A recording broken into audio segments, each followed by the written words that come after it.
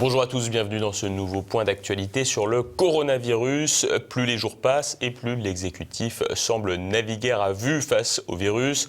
En l'espace d'une semaine, le nombre de cas en France serait passé de quelques dizaines à plus de 2500.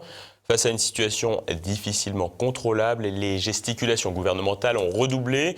Ce jeudi matin, le Premier ministre Édouard Philippe a reçu à Matignon les chefs des partis, les présidents des assemblées et des groupes parlementaires, ainsi que les présidents des associations d'élus, en amont de la prise de parole d'Emmanuel Macron à 20h, qui devrait être centrée sur l'expansion du Covid-19 en France.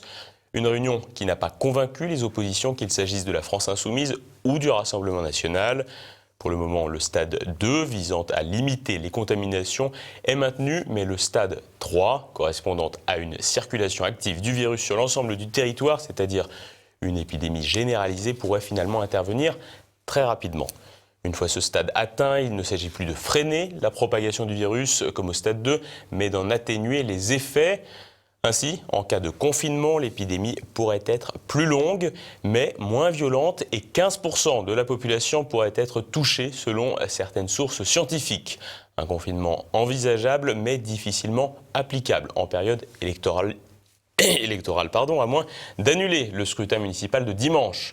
Côté économie, le chiffre de 60 000 personnes au chômage technique ressort en boucle dans de nombreux médias, tandis que les marchés financiers dérouillent, le tout dans un climat parfois ressenti comme apocalyptique par les plus sensibles. 7 députés de la République sont par ailleurs infectés, ainsi qu'un ministre et le chef de cabinet du président. Et si l'inquiétude grandit en France, l'Italie, elle, voit rouge avec un taux de létalité de plus de 6%. Mais deux éléments tendent à prouver que l'on peut s'approcher de cette situation italienne. Le dernier bilan français fait état de la plus forte augmentation des cas en 24 heures et la dynamique de l'épidémie semble être la même que celle de nos voisins avec quelques jours d'écart. De l'autre côté des Alpes, l'Italie a d'ailleurs pris des mesures drastiques pour ralentir la propagation du coronavirus.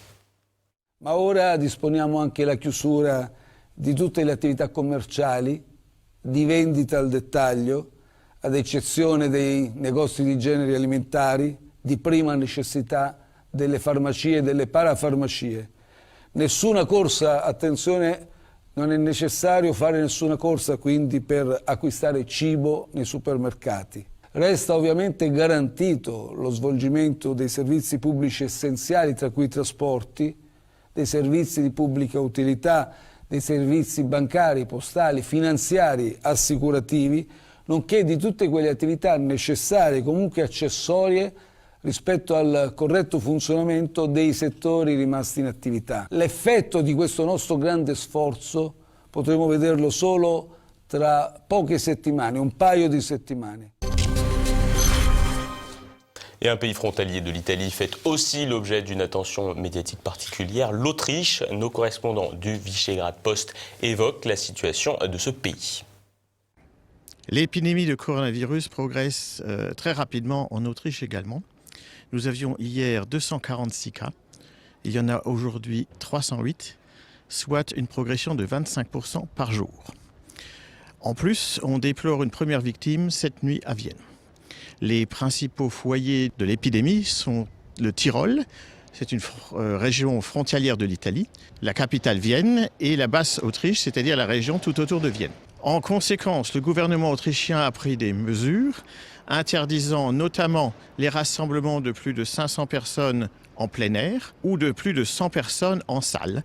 Ça concerne les restaurants, les théâtres, les musées, les stades, les églises. Les universités et les lycées sont fermés. L'enseignement se poursuivra par Internet. Les écoles primaires et les collèges vont également fermer. Et seuls les enfants dont les parents ne peuvent pas s'occuper pour raisons professionnelles seront accueillis à l'école qui fera fonction de garderie.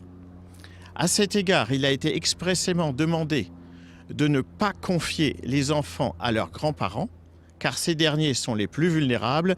Enfin, dans deux régions d'Autriche, en Styrie dans le sud du pays et au Vorarlberg à la frontière suisse, devaient avoir lieu ce dimanche, comme en France, des élections municipales. Elles sont annulées et auront lieu à une date ultérieure.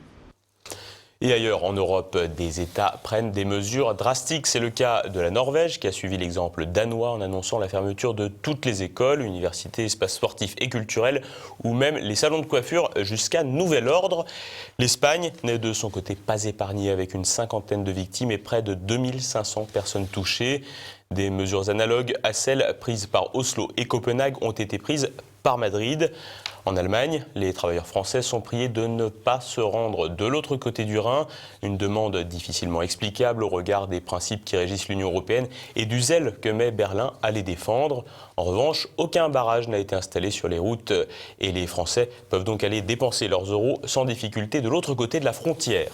Le Royaume-Uni, avec moins de 10 morts et un demi-millier de contaminés, profite naturellement de sa position insulaire.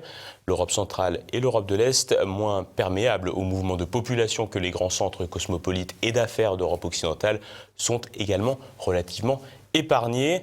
Enfin, ailleurs dans le monde, l'Iran se rapprocherait des 400 morts pour 9000 personnes infectées. Aux États-Unis, Donald Trump a tout bonnement bloqué ses frontières aux Européens pour éviter la prolifération, ce qui lui a naturellement valu des critiques souvent démesurées, notamment venant de représentants non élus de l'Union européenne, comme le président du Conseil européen et la présidente de la Commission européenne, Charles Michel et Ursula von der Leyen.